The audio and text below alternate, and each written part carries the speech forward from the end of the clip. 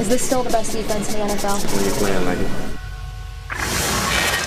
Jalen Ramsey, one of the most polarizing, compelling stars, who we in the media love because, let's be honest, he gives us a good soundbite from here and there.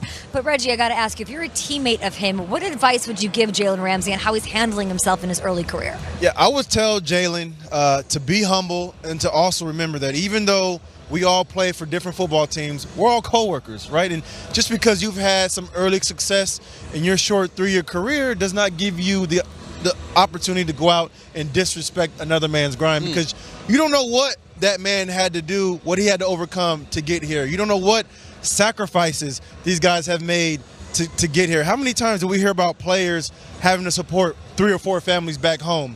And for a lot of guys, for a lot of players, football has to work out. This is our plan A, B, and C. And I also think that we live in a scary time because I think social media teaches young people to do things just for the likes. You may not necessarily believe in it, but it's like, oh, did you hear what Jalen Ramsey said about Tyreek Hill? Did you hear what he said about so-and-so? And when you do these interviews like that, you're making it about yourself. And there's no I in team in this sport. No, there isn't. That's a great opportunity to segue into. He's had a short career and has success. Yeah. But just because you had a little bit of success, you're talking about guys that, honestly, you haven't even played against. Right. They're doing things they've done and doing and traveled and experienced, things you are hoping and pray to do, and you were hoping to pray to do in college to get at this moment, and all of a sudden you forget how you got here. Yeah. And I agree, we all co-workers, but there's also a rank and order and a respect in this game. Just because you have success doesn't mean that you can really talk down to other guys. And here's the part that I dislike about it all. It's not the confidence. It's the fact that you're talking about guys that technically you haven't even played against. And that just comes across ignorant, to be honest. Not saying that he's ignorant, but just ignorant is lack of lack of knowledge and the knowledge of playing against some of these guys. It's different if he's racking up picks week after week and shutting guys down because he's then backing up what he's saying, but that's not been the case so far this season, Kyle. Oh, listen, my idol was Deion Sanders growing up, and he would say, water covers 2/3 of the earth, I cover the rest. I loved it. Deion was Defensive Player of the Year. Deion's one of the best players ever. What I worry about Jalen, it becomes more about the talk than the play. We've seen some average corners who do a lot of talking. I want to see him become a great corner and a great talker. And he has the ability to be that great corner. You know, Steve. He can play. He's not a guy that we're talking about saying, oh, be quiet and play. He is an outstanding player. But sometimes you have to, and somebody's watching this saying, oh, really, Steve? Sometimes you'll chirp.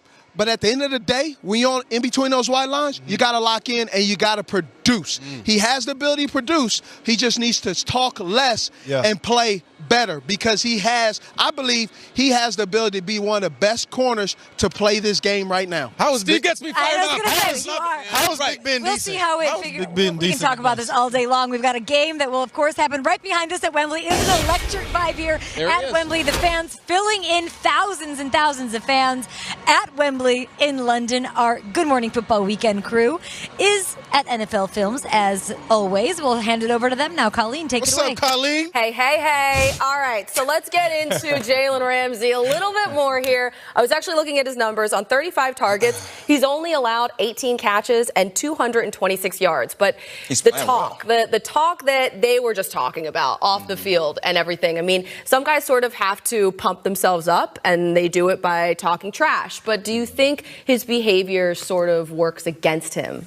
I think there are times where his behavior does work against him. If the team doesn't necessarily perform the way that he thinks the team should perform, then you get the episodes like we saw a couple weeks ago where he's giving short answers and he really doesn't get respect in the media that particular way. I think Jalen needs to understand he is a leader on this team.